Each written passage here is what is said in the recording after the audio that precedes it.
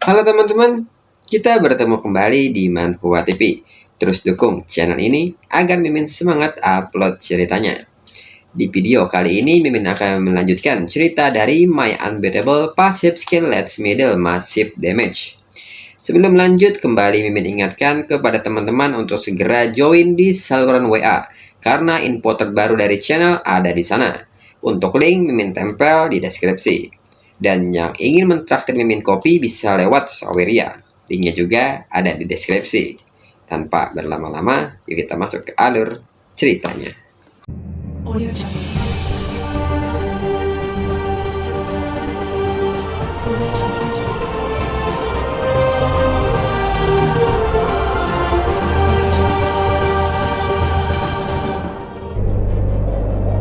Audio Jungle.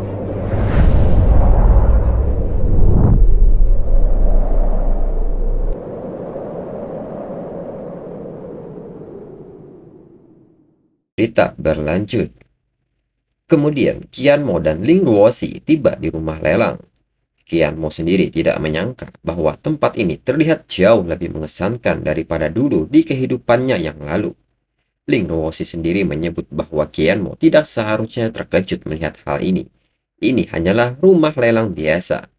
Dirinya mendapat reaksi serupa saat pertama kali dirinya datang ke sini. Dan segera Ling Ruoxi menarik tangan Qianmo untuk mengajaknya masuk. Kemudian Ling Ruoxi pun bertanya kepada seorang pelayan mengenai lelang berikutnya, serta menanyakan ketersediaan ruang VIP. Saat Ling Ruoxi menunjukkan kartu membernya, seketika pelayan kaget dan memberi salam kepada Ling Ruoxi sebagai anggota kartu perak. Pelayan pun memberitahukan bahwa lelang berikutnya dimulai 10 menit lagi, dan mereka memiliki satu ruangan VIP yang tersisa. Melihat hal ini, Qianmo menilai bahwa dirinya merasa Ling Ruoxi berasal dari latar belakang yang mengesankan. Dia memiliki kartu perak untuk rumah lelang. Kemungkinan besar dari orang tua yang lebih tua. Dengan ini, Qianmo merasa situasinya sangat bagus. Dirinya tak perlu mengungkapkan black card-nya. Kemudian, seseorang yang baru datang pun menanyakan ruang VIP yang tersisa. Namun orang ini terkejut dengan jawabannya karena ruang VIP-nya sudah habis.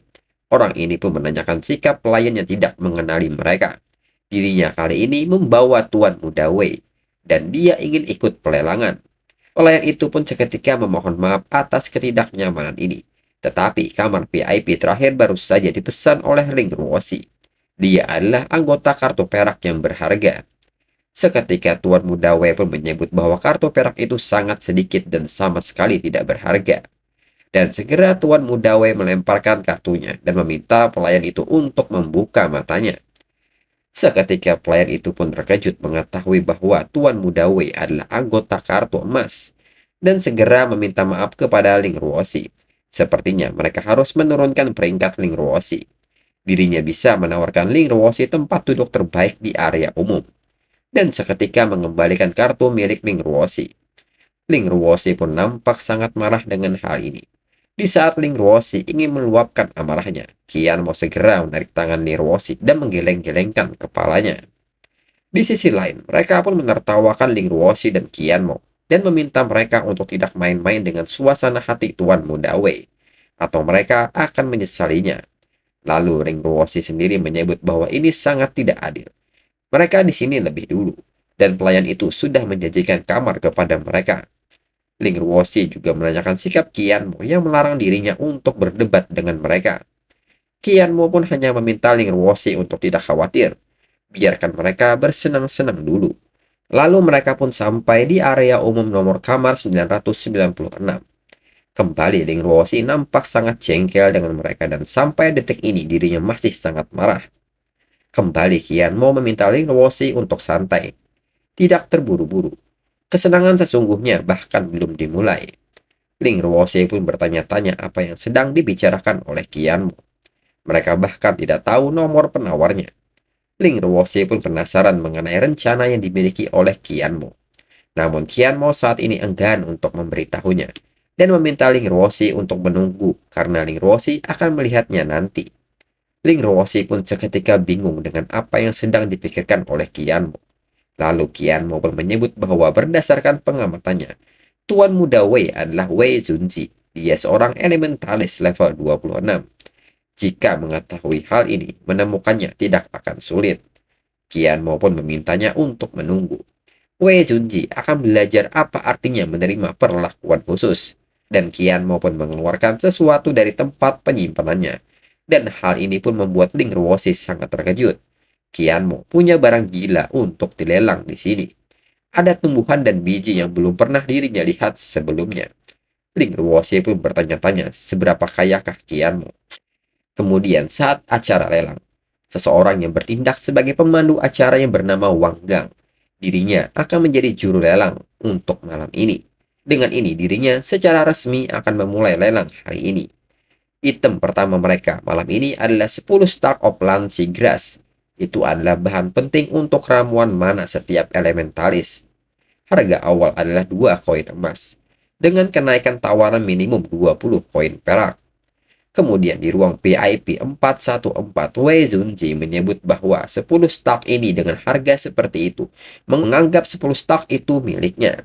Dan saat penawaran terus berlanjut, Wang Gang seketika memukul palunya dan mengucapkan selamat kepada 414 karena memenangkan 10 stak of Lancy Grass dengan harga 15 koin emas. Menurut Wei Junji, ini tidak buruk, walaupun sedikit mahal dengan 1,5 koin emas per tangkai, tapi tetap sepadan. Tidak setiap hari, mereka menemukan Lancy Grass dalam jumlah besar. Lalu Wang Gai kembali memberitahukan bahwa mereka punya Lancy Grass lagi, tapi kali ini mereka berbicara tentang 46 batang. Tawaran awal untuk saat ini adalah 4,6 koin emas, dengan kenaikan tawaran minimum 50 koin perak.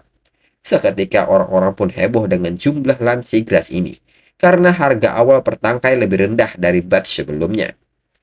Mereka pun jadi bersemangat karena ini adalah giat untuk mereka menunggu.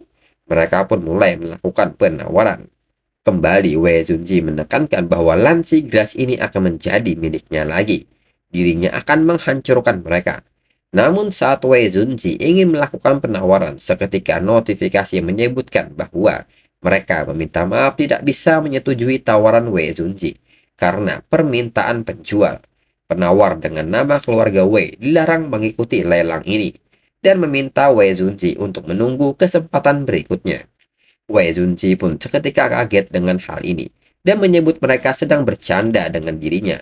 Ini adalah sebuah konspirasi yang menargetkan dirinya. Lalu Wang Gang pun mengucapkan selamat kepada penawar nomor 782 karena memenangkan 46 Lancy Grass dengan tawaran 60 koin emas. Kembali Wei Junji kaget mengetahui hal ini karena mereka membayar lebih sedikit per batangnya daripada yang dirinya bayarkan. Dan mereka mendapatkan 46 Lancy Grass. Wei Junji pun merasa kehilangan akalnya. Di sisi lain, uang hasil penjualan Lancy Grass pun sampai ke Qian Mo. Qian Mo pun menyebut bahwa dirinya menemukan nomor ruangan Wei Junji yaitu di 414. Ling Ruosi pun bertanya-tanya bagaimana Qian Mo mengetahuinya. Qian Mo pun menjelaskan bahwa itu adalah kiriman dari dirinya, dan dirinya memberikan batasan kecil pada tawaran yang kedua, dengan melarang tawaran dari siapapun yang bernama Wei. Berdasarkan betapa bersemangatnya Wei Junji untuk mendapatkan penawaran di sesi pertama itu, tidak mungkin dia tidak akan pergi ke sesi kedua, kecuali Wei Junji dicegah untuk melakukannya. Jadi satu-satunya penjelasan adalah nama belakang penawar 414 adalah Wei, dan dia adalah seorang elementalis. Itu adalah pengurangan yang sederhana. Ling Ruosi pun seketika menyebut Qian Mo sangat jenius. Qian Mo telah mengatur sistem lelang. Ling Ruosi yakin Wei Junji saat ini sedang marah. Menurut Qian Mo, ini hanyalah hidangan pembuka. Dia berada dalam dunia yang penuh kesakitan. Lalu, di sesi berikutnya, notifikasi mengenai larangan untuk mengikuti penawaran lelang pun terus berlanjut, hingga membuat Wei Junji sangat marah, dan bertanya-tanya siapa yang melakukan hal ini kepadanya. Wei Junji pun segera meminta anak buahnya untuk mencari manajer Su sekarang. Dirinya ingin tahu siapa dalang di balik hal ini. Tidak ada yang main-main dengan Wei Junji dan lolos begitu saja. Anak buahnya pun mengerti dan segera mencarinya. Lalu di acara lelang, Wang Gang pun kembali memberitahukan bahwa item terakhir mereka untuk malam ini akan memanjakan mata mereka dengan harta langka ini. Item nomor 88 yaitu Soul Rhinoceros Stab, senjata tingkat epic. memberikan plus 11 pada atribut spirit dan konstitusi, ditambah dengan 50 poin kerusakan sihir. Dan jika itu belum cukup, bisa digunakan di level 25. Dirinya tidak perlu memberitahunya betapa berharganya ini. Harga awal tawaran ini adalah 100 koin emas dengan peningkatan minimum 10 koin emas, dan Wang Gang memulai acara lelang item ini. Seketika tawaran pun dimulai, Wei Zunji pun merasa ini kesempatan sekali seumur hidup. Itu sepadan dengan semua yang dirinya dapat, dan berharap pembatasan bodoh ini segera berakhir. Dan saat ingin mencoba menawar item ini, kembali notifikasi pelarangan masih ada. Dan ini membuat Wei Zunji sangat frustasi. Wei Zunji pun mengatakan bahwa mereka mencoba membuatnya membayar 10 kali lipat harganya, dan orang itu ingin bermain kotor dengannya. Wei Zunji pun menegaskan bahwa dirinya akan mengikuti permainannya. Wei Zunji pun menekankan bahwa orang itu akan menyesali hal ini karena telah mempermainkannya. Tak berselang lama, Wang Gang pun mengucapkan selamat kepada penawar 414, yaitu Wei Zunji, karena telah memenangkan tawaran senjata Soul Rhinoceros Stab dengan harga 840 koin emas. Wei Zunji pun sangat kesal dengan hal ini, karena dirinya terbawa suasana. Dirinya tidak percaya menghabiskan seluruh tabungannya untuk satu senjata. Di sisi lain, Qian Mo sangat puas dengan hal ini. Setelah jual beli hari ini, dirinya mendapatkan 2.660 koin emas. Sungguh keuntungan yang sangat besar. Lalu seseorang datang ke ruangan Qian Mo, dan dia adalah manajer penelangan. Dan dirinya di sini membawa beberapa orang yang ingin bicara. Menurut Qian Mo, tadinya dirinya akan melepaskan Wei Zunji setelah membuatnya membuang beberapa koin. Tapi Wei Zunji hanya perlu mendorongnya dan meminta Wei Zunji untuk tidak menyalahkan dirinya karena kejam. Wei Zunji dengan muka kesalnya mendekati Qian Mo dan menyebut Qian Mo sebagai orang yang dibalik pembatasan itu. Qian Mo pun dengan santainya mengiyakan hal itu. Lalu anak buahnya pun menanyakan kepada Qian Mo, apakah Qian Mo mengetahui siapa sebenarnya Tuan Muda Wei ini, dan menanyakan sikap Qian Mo yang berani menantangnya. Dan mereka yakin Qian Mo sudah bosan hidup. Qian Mo pun dengan santainya mengatakan bahwa dirinya tahu persis siapa Tuan Muda Wei. Dia adalah Wei Zunji, si orang munafik, dan sungguh bukan siapa-siapa. Mendengar hal ini, Wei Zunji pun sangat marah dan menyebut Qian Mo akan mati, dan dirinya menantang Qian Mo dalam sebuah duel maut. Qian Mo pun dengan senang hati menerima tantangan ini. Lalu mereka pun berpindah tempat untuk duel mereka. Wei Zunji pun menekankan bahwa Qian Mo akan menyesali hal ini. Menantangnya adalah kesalahan terbesar dalam hidup Qian Mo. Hal ini pun menarik perhatian orang-orang yang ada di sekitarnya. Dan mereka pun menyadari bahwa dia memiliki senjata tingkat epik yang sangat bagus. Mereka juga menyadari bahwa orang itu 4 tingkat di belakang Tuan Muda Wei. Ini akan menjadi pembantaian. Lalu Wei Jinju pun mengatakan bahwa dirinya akan menikmati untuk menghabisi Qian Mo dengan senjata yang Qian Mo jual kepadanya, dan melepaskan skill Fireball. Namun di saat itu Qian Mo tersenyum dan tiba-tiba bergerak dengan sangat cepat hingga Wei Jinju sendiri tidak bisa mengikuti gerakan Qian Mo. Dan tiba-tiba sudah berada di belakang Wei Jinju. Segera Qian Mo menendangnya hingga Wei Jinju terlempar. Wei Jinju pun tidak percaya dengan hal ini. Wei Jinju juga menyadari dari gerakan Qian Mo. Qian Mo mencoba menguncinya saat di bawah.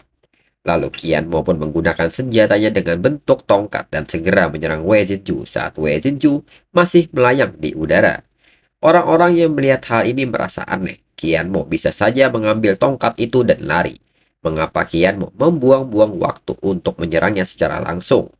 Sebagian orang pun menduga bahwa tujuannya adalah mengurangi daya tahan dari senjata Wei Jinju. Orang-orang pun menilai itu tindakan brutal. Begitu daya tahan sebuah senjata mencapai nol, senjata itu akan hilang selamanya. Senjata tersebut menjadi tak berguna sama sekali. Di sisi lain, Ling Duoxi menyebut hal ini seperti yang diharapkan dari pria yang dirinya pilih.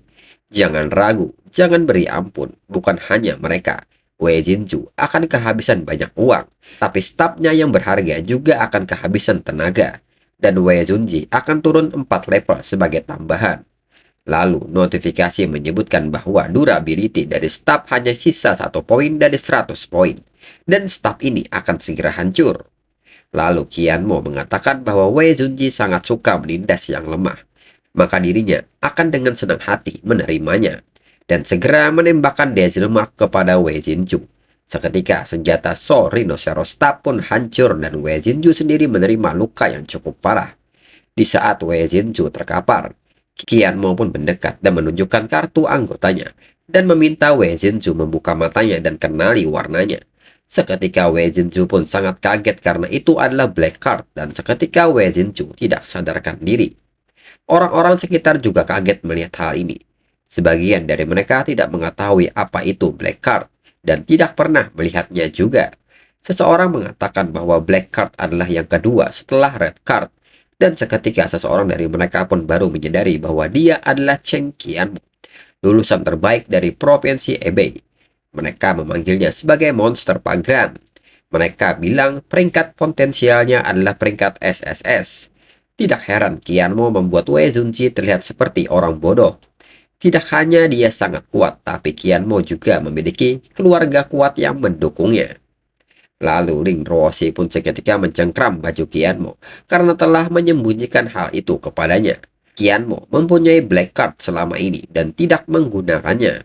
Qianmo pun seketika meminta maaf dirinya membutuhkan Wei Junji untuk mengambil umpan. Jadi dengan sengaja tidak memberitahu Ling Ruoxi dan meminta Ling Ruoxi untuk tidak marah sambil mengusap kepalanya. Seketika Ling Ruoxi pun nampak sangat malu karena Qianmo memegang kepalanya dan segera berbalik. Dan Ling Ruoxi pun meminta Qianmo untuk tidak mengulanginya lagi. Qianmo beruntung dirinya membiarkan Qianmo pergi dengan mudah kali ini. Lalu manajer pelelangan pun mendekati Qianmo dan menyerahkan sebuah peti sebagai permintaan maaf dirinya yang terdalam. Dirinya gagal mengenali kehadiran Qianmo dan untuk itu dirinya benar-benar meminta maaf serta memohon dengan sangat Qianmo menerima ini sebagai tanda kecil penyesalannya. Manajer Su sendiri berpikir bahwa dirinya merasa sangat sial dan buta karena telah menyinggung sosok sebesar itu. Sepertinya mereka harus menebus kesalahan hari ini. Saat membuka petinya, Qianmo pun sangat terkejut dengan isinya yaitu berupa Sun and Moon Demon Scale. Qianmo pun merasa bahwa hari ini adalah hari keberuntungannya. Dirinya rasa inilah bahan untuk senjata Flowing Like Thousand Bladed Umbrella untuk naik tingkat. Namun menurut Qianmo, Wei Junji yang menyebabkan hal ini pada dirinya sendiri. Dia tidak bisa menyalahkan orang lain. Sekarang dirinya punya daftar bahan-bahan tertentu di sini. Jika barang-barang itu akan dilelang dalam waktu dekat, dirinya harap manajer Su dapat mengamankan barang itu untuk dirinya. Manajer Su pun mengerti, keinginan Qianmo adalah perintah baginya. Setelahnya, Qianmo pun pamit untuk pergi. Lalu saat berjalan, Ling Ruoxi pun nampak diam tertunduk. Melihat hal ini, Qianmo menanyakan apakah Ling Ruoxi mempunyai masalah. Ling Ruoxi pun menyebut bahwa dirinya akan pulang sebentar dan menanyakan apakah Qianmo akan merindukannya. Qianmo pun kaget dihadapkan dengan pertanyaan ini dan seketika Qianmo menjawab iya. Mendengar hal ini, Ling Ruoxi segera mencium Qianmo dan menyebut bahwa itu lebih baik dan ciuman itu adalah hadiah dari dirinya. Lalu Ling Ruoxi juga berpesan kepada Qianmo untuk tidak berpikir untuk melihat gadis lain selagi dirinya pergi dan jangan menggoda gadis lain. Dan sebaiknya Qianmo tidak mengingkari janjinya. Qianmo pun hanya tersenyum menanggapi hal ini. Setelahnya, Qianmo pun menggunakan skill craftingnya untuk membuat Swiftness Potion dan Minor Rejuvenation Potion dengan kualitas excellent hingga Qianmo mencapai poin pengalaman maksimal untuk Basic Herbalist. Menurut Qianmo, peningkatan poin pengalaman 80% dari tempat luar biasa ini, dirinya menghabiskan bahan-bahan untuk keseharian dan memaksimalkan herbalisnya begitu saja. Dengan 400 koin emas yang dirinya habiskan untuk menyewa laboratorium alkimia tingkat tinggi ini bukanlah investasi yang buruk. Dirinya sudah menghabiskan semua ramuan yang dikumpulkan sepanjang perjalanan. Sekarang saatnya menguji hasilnya. Lalu berpindah di outskirts of Thunder City, Nightfall Town. Menurut Qianmo, Nightfall Town itu adalah sarang monster elit tingkat 25 yang dihuni oleh roh pendendam. Segera setelah matahari terbenam, setiap roh di tempat ini mendapat peningkatan kekuatan 5 kali lipat. Itu berarti tidak ada pemain biasa yang ada pada jam seperti ini. Tempat ini adalah tempat bermain dirinya sekarang. Dengan ini, malam pembantaiannya sekarang akan dimulai. Segera Kianmo mengaktifkan skill Spirit Summon dan memanggil Ador, Stalker, Whips, dan Nice. Lalu kontrak Summon, Fred, Sandor, Aukuso, Lois. Kemudian Mage Summon, Goblin Jodor. Selanjutnya, Provocation Doll, Sururu. Setelahnya, Kianmo pun menyebut bahwa tugas mereka sederhana, kumpulkan setiap monster di kota ini, dan seketika menginstruksikan kepada mereka untuk segera pergi. Tak perlu waktu lama, para summon pun berhasil menarik para monster. Kemudian saat sampai di suatu ruangan, Kianmo pun meminta kepada para summonnya untuk berkumpul di alun-alun pusat. Tugas mereka adalah membuat para roh itu tetap sibuk, dan ruangan terakhir ini adalah miliknya. Segera Kianmo pun masuk ke dalam ruangan itu dengan dikejar oleh beberapa roh. Lalu Kianmo pun menangkap beberapa roh dengan jaring dan segera mengaktifkan efek Voyak Bots. Kianmo menilai dirinya harus bergerak lebih cepat, atau semua summonnya akan mati saat dirinya tiba di sana.